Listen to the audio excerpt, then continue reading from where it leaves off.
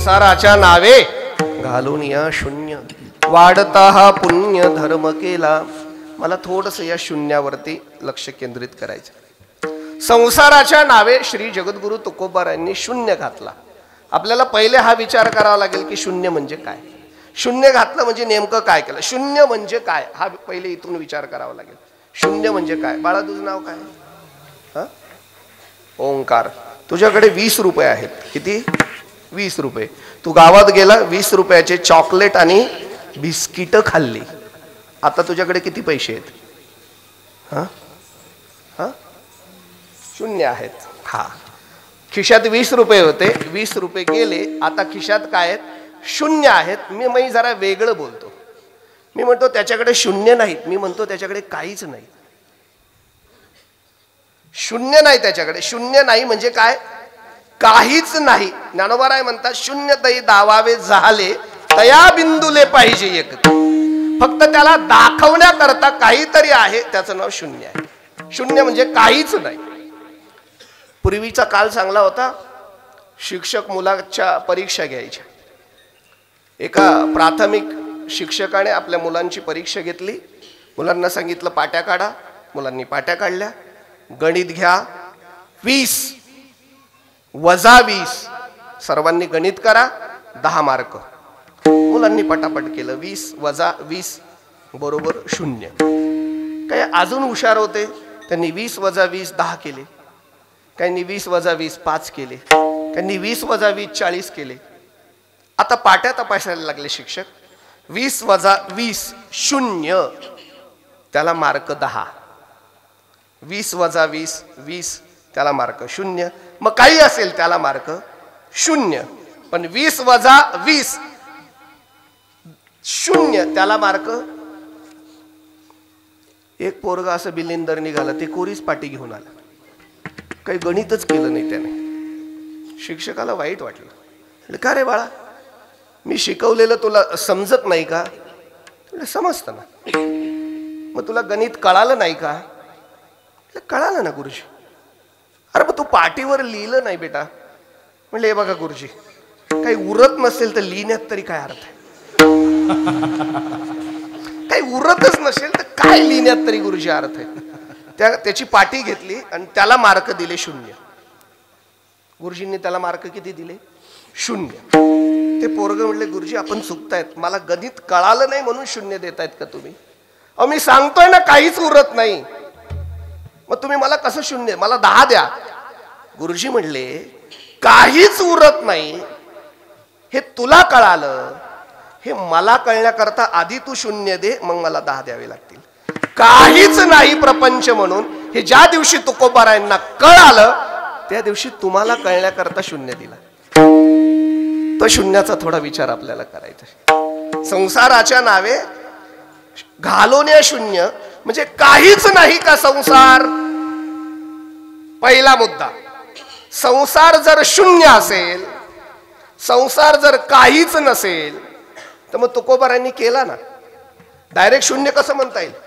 केला ना. केलं की नाही. सगळं केलं. लोक इतके बिलिंदर भेटतात आणि इतके विक्षिप्त लोक झाले. एक माणूस मला म्हटलं का हो तुमचे तुकोबाराय वैराग्य मूर्ती होते म्हणले. मी म्हटलं अजिबात नाही. कोणी सांगितलं तुला. म्हणले नव्हते ना. म्हटलं नाही. घ्या टाळी मग. मी हेच म्हणत होतो लोक खुशाल त्यांना वैराग्य मूर्ती म्हणतात. मी म्हटलं अजिबात ते वैराग्य मूर्ती नव्हते. म्हटलं हेच मला म्हणायचंय. मग ते कोण होते. मी म्हटलं तुकोबाराय वैराग्य मूर्ती नव्हते. वैराग्य म्हणजेच तुकोबाराय होते. अरे मग त्याने मला पुढचा विचित्र प्रश्न विचारला. मग ते म्हणले एवढं वैराग्य असताना एक बायको मेल्यावर दुसरी कशाला केली. काही विचित्र लोक असतात. एवढं वैराग्य होतं. नास्तिक माणसं काय विचार. एक मेली मग दुसरी का केली. म्हटलं एक सांगू का लोकवत्तू लीला कैवल्य. संतांना काहीच करायची गरज नाही. फक्त संतांचं अनुकरण जग करतं म्हणून त्यांना हे सगळं लीला करावी लागते. त्यांना पहिली करायची आवश्यकता नव्हती. दुसरी करायची आवश्यकता नव्हती.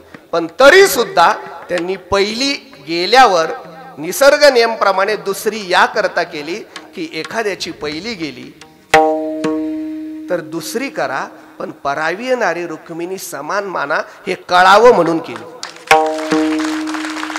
हे तत्व तुम्हाला कळावं म्हणून केले.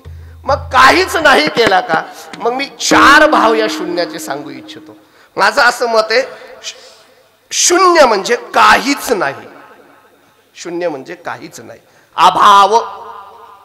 दुसरं माझं मत आहे शून्य म्हणजे भाव. तिसरं माझं मत आहे शून्य म्हणजे किंमत कमी करणे. आणि चौथं माझं मत आहे शून्य म्हणजेच किंमत वाढवणे. 4 भाव मी सांगतो. आता पहिलं शून्य म्हणजे काहीच नाही, अभाव. प्रपंच भाव आहे का अभाव आहे? प्रपंच अभाव आहे. प्रपंच काहीच नाही. प्रपंच एक झाला होता, हे तो स्वरूपे मिथ्या वार्ता. पुढे होईल मागुता, कदा कल्पांती घडेना. काय मला एक गोष्ट क्लिअर सांगा, काय प्रपंचातलं खरं आहे? काय खरं आहे प्रपंचातलं सांगा ना मला. काहीच खरं नाही. वांजेचे पोरं एकत्र आले. कोणाचे? वांजेचे पोरं एकत्र आले. ते म्हणले अलीकडे सगळ्या संघटना निघतायत. वारकरी संप्रदायात सुद्धा किती संघटना आहेत. अरे मग आपण नको का एखादी काढायला? आणि म्हणून भारतातल्या सगळ्या वांजेच्या पोरांनी त्यांची स्वतःची संघटना काढली. त्याचं अधिवेशन ठेवलं पुण्यात. सगळे जगातले वांजेचे पोरं बोलवले. त्याचं आयोजनाची बैठक लावली, कोर कमिटीची. चर्चा सुरू झाली. म्हणले बघा किती लोक येऊ शकतात, मंडप भव्य असला पाहिजे. मंडपाची जबाबदारी कोण घेणार?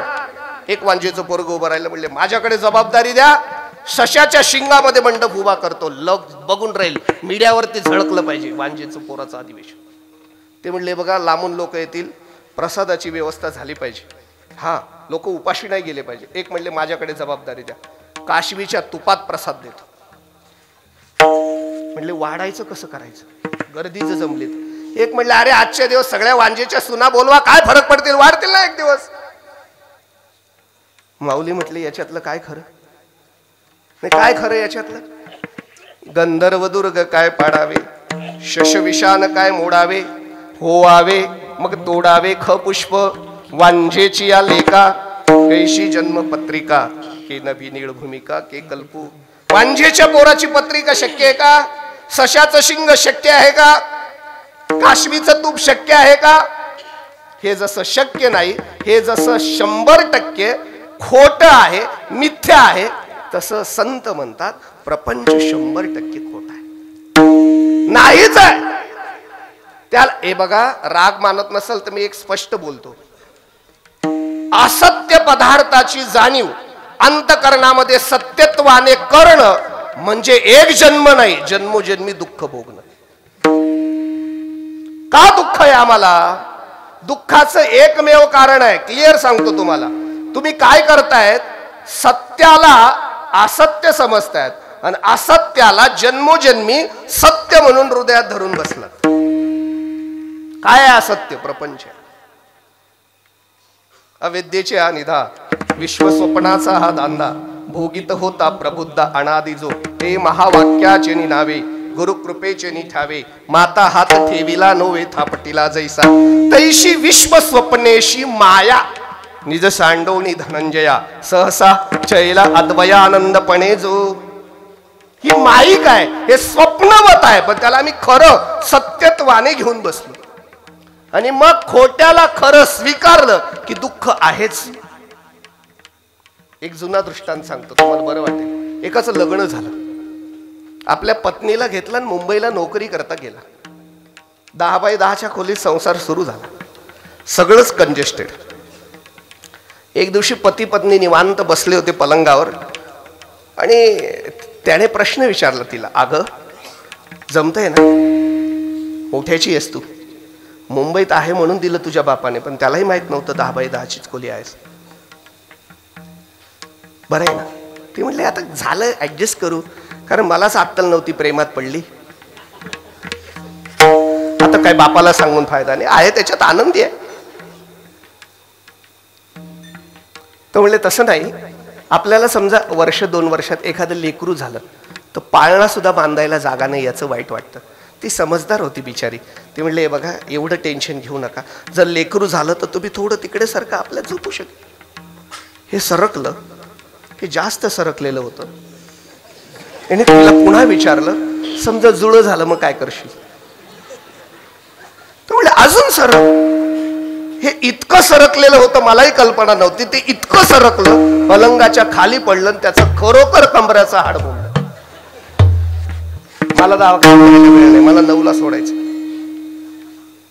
मला एवढं सांगा फक्त, त्याच्या कमरेचं हाड झालेल्या पोराने मोडलं का न झालेलं? न झाले? मग न झालेलं जर तुमचं हाड मोडू शकतात, झालेले काय काय तोडतील? कशाला नादी लागला? महाराज म्हणतो त्याला अभाव माना, खोट माना आणि त्याच्यावर शून्य घाला. संसाराच्या नावे घालून या शून्य. नाहीच आहे ते, असत्य आहे ते, सत्य नाही आहे म्हणून त्याला भाव म्हणून घेऊ नका. पण काही विद्वान माणसं कीर्तनात होती, ते म्हणले कस काय तुम्ही अभाव मानायला होता? आम्ही त्याला स्वीकारणार नाही, आमच्या दृष्टीने भाव आहे. मग मी म्हणतो नाही अभाव मानायचं तर भाव मानायचा. तुम्ही म्हणाल आता भाव कसा मानायचा? भाव कसा मानणं शक्य आहे? भाव कसा मानायचा? मी सांगतो ना भाव कसा मानायचा. शून्यालाच भाव माना. आपण शून्याला अभाव मानला ना, मग शून्याला भाव माना. कसं भाव माना? प्रपंच अभाव माना, पण शून्य तत्व बाजूला काढा. का बाजूला काढा? की या जगातलं भाव म्हणजे ईश्वर आहे आणि ते ईश्वरी तत्व शून्य आहे. शून्याचे नभत्व गिळोनी, गुणत्रया ते नुरोनी. शून्य ते महाशून्य, श्रुती वचन संमत. ज्ञानोबा म्हणतात श्रुतीचं वचन आहे. परमात्मा तत्व कसं आहे?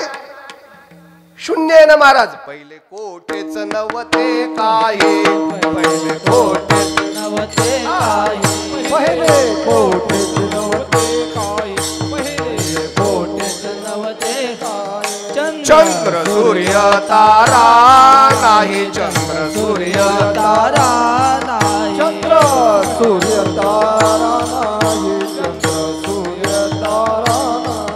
अवघे शून्याची होते पाये, अवघे शून्याची होते पाये, अवघे शून्याची होते पाये, अवघे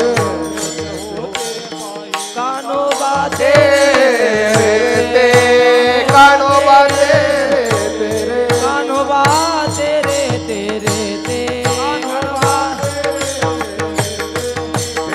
गडाल गज निर्माण झाले, ते गडाल गज निर्माण झाले, गज निर्माण झाली, ते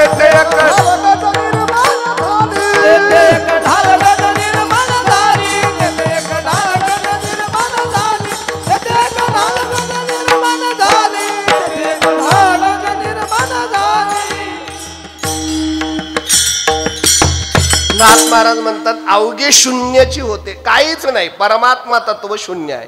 मग हे दिसतं ते काय आहे? आपुलीचा वडी तरुणी खेळिया, आपोपणा ते व्याली रे, झोपणा कारणे केली बायको तिने एवढे. हे वाढलेलं आहे ना, हे सगळं ते बायकोचं म्हणजे मायेचं आहे. हे माईक आहे. जे पसारा आहे ना, तुम्हाला खरं सांगू का, पसारा असेल ना ते खोटं असतं, आणि जे खरं असतं त्याचा पसाराच नसतो. परमात्मा तत्व सत्य आहे, त्याचा पसारा नाही, ते शून्य आहे. पसारा आहे तो मायेचा आहे. म्हणून लागतं ते पसाऱ्याला लागतं, त्याला काहीच लागत नाही. फक्त एकच सांगतो तुम्हाला, एकच सांगतो, माणसांना पसारा खरा वाटतो आणि खरं खरं वाटत नाही. तर पसारा सगळा थोडंसं बाजूला नाही जात, पण बोलतो, कीर्तनातलंच बोलतो. एकदा मी काय झालं, रात्री श्री गुरु तात्यांचं कीर्तन तुम्ही ऐकलं असेल. तात्यांनी 12 ज्योतिर्लिंगला पारायण केले आणि प्रत्येक ठिकाणी मला कीर्तनाचा योग होता. रामेश्वरमला पारायण केले. मग रामेश्वरमला मी कीर्तनाला गेलो. तर तामिळनाडूशी माझा थोडा संबंध असा आहे की माझा स्वतःचा एक पोटापुरता व्यवसाय आहे, बोरवेलचा व्यवसाय. म्हणजे बोरवेल आपण जमिनीत पाण्यासाठी करतो ना, 200, 300, 400, 500 फूट. आणि मग त्याचे जे कामगार आहेत ना ते तामिळनाडूचे असतात. मग आता मी कीर्तनाला जाणारच होतो, तर त्या लोकांना कळालं की आपले शेठ येणार आहेत, की आपले महाराज येणार आहेत, काय त्यांच्या दृष्टीने पण यावे म्हणून 2 दिवस मी आरक्षित ठेवले थोडे. कीर्तनानंतर मी त्यांच्याकडे गेलो.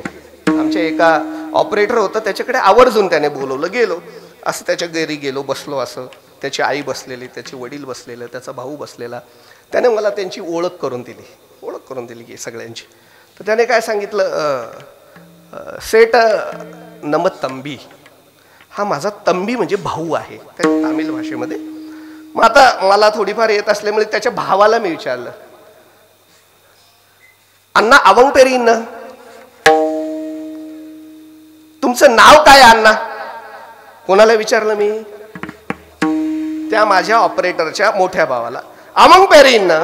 त्याने मला सांगितलं, सर नंबर राम, माझं नाव राम आहे. काय सांगितलं त्याने?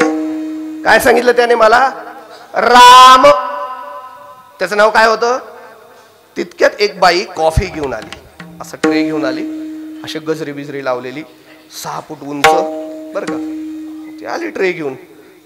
म्हणजे माफी मागून बोलतो, पण काही बावळट माणसांना बायको सुंदर असली की तिचंही प्रदर्शन करायला आवडतं. हा, खरं ते ही प्रापंचिक जीवन आहे, कधीही त्याचं प्रदर्शन नसावं असं माझं व्यक्तिगत मत आहे. आता त्या रामला त्याची बायको आहे हे सांगण्यात आनंद वाटला, म्हणून मला सांगितलं, सर अवंग नंब पुंडाटी ती माझी पत्नी आहे. आता मलाही तिच्याशी काही घेणं नव्हतं, पण मला मोह झाला. रामहरी महाराज, मी तिला विचारलं, अवंग पेरीन ना, मग तुमचं काय नाव आहे? आता ऐका, त्याचं नाव काय होतं? राम. मग मी तिला विचारलं, अवंग पेरीन ना, तुमचं काय नाव आहे? तिने मला तिचं नाव सांगितलं, अरुणा कदमोद सुंदरी सत्यप्रसन्न अंबिका देवी.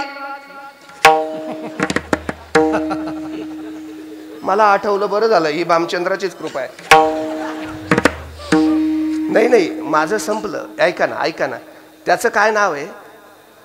राम. 2 अक्षरात त्याचं संपलं. हिचा एवढा मोठा पसार आहे, जिचा पसार आहे ती तर माया आहे. हीच तर माया आहे. माया काय? ती जिचा पसारा विनाकारण आहे.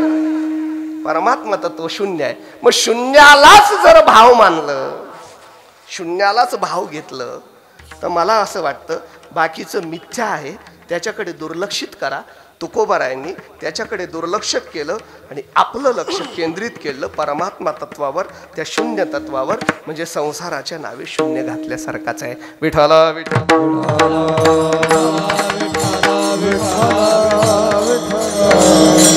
अजून एक भाव सांगतो, संसाराच्या नावे शून्य घालायचं म्हणजे त्याची किंमत कमी करा. का किंमत कमी करा? ऐका, मनुष्य देहाला आपण आलो आहोत आणि मग हा देह, आता हे बघा, संसार म्हणजे नुसती पती पत्नी एवढी कन्सेप्ट म्हणून संसार घेऊ नका. क्लिअर? सगळ्यात मोठा संसार काय असेल तर जन्म आणि मरण आहे. जन्म आणि मरण याच्यापेक्षा मोठा संसार काय? संसार काय लग्न झाल्यावर होतो असं नाही. ज्या दिवशी आईच्या उदरात गर्भ बनून आला त्या दिवशी संसार सुरू झाला. हा, लोक आम्हाला लग्नाला बोलवतात. एक दुर्दैव, लग्नाला बोलवतात पण पाकिट देत नाही, आणि आग्राने बोलवतात 300 किलोमीटर. यावंच लागेल महाराज. एका मित्राच्या मुलाच्या लग्नाला गेलो, फोटो बिटो काढले, लग्न बिग्न लागले. ते म्हणले, महाराज थांबा, जाऊ नका. मला असं बसवलं, दोघं पोरं, ते नवरी इकडं नवरदेव इकडं, ते पाय पडतात, मला सांगतात द्या आशीर्वाद. आता मीच माझं म्हणतो, माझं नीट झाला नाही, यांना काय देऊ आता? आता काय महाराज लोक म्हणतात, काय आता सांगायचं. पण तरी आम्ही आशीर्वाद, नाही महाराज, लेकरं माझे संसाराला लागले, आशीर्वाद द्या हो. मी म्हटलं, का रे तुझं लेकरू आज संसाराला लागले? इतक्या दिवस भामचंद्रावर होतं का गाथा वाचायला? गाथा पाठ करत होतं का? ज्ञानेश्वरी वाचत होतं? अरे आज संसाराला लागलं नाही, ज्या दिवशी उदरात आलं त्याच दिवशी संसार सुरू झाला. तुझा भ्रम आहे की आज संसाराला. मग संसार म्हणजे जन्माला येणं हा जर संसार असेल, त्यातल्या त्यात ईश्वर कृपेने मनुष्य देह मिळाला असेल, तर हा मनुष्य देह हा संसार असेल, तर काय करा?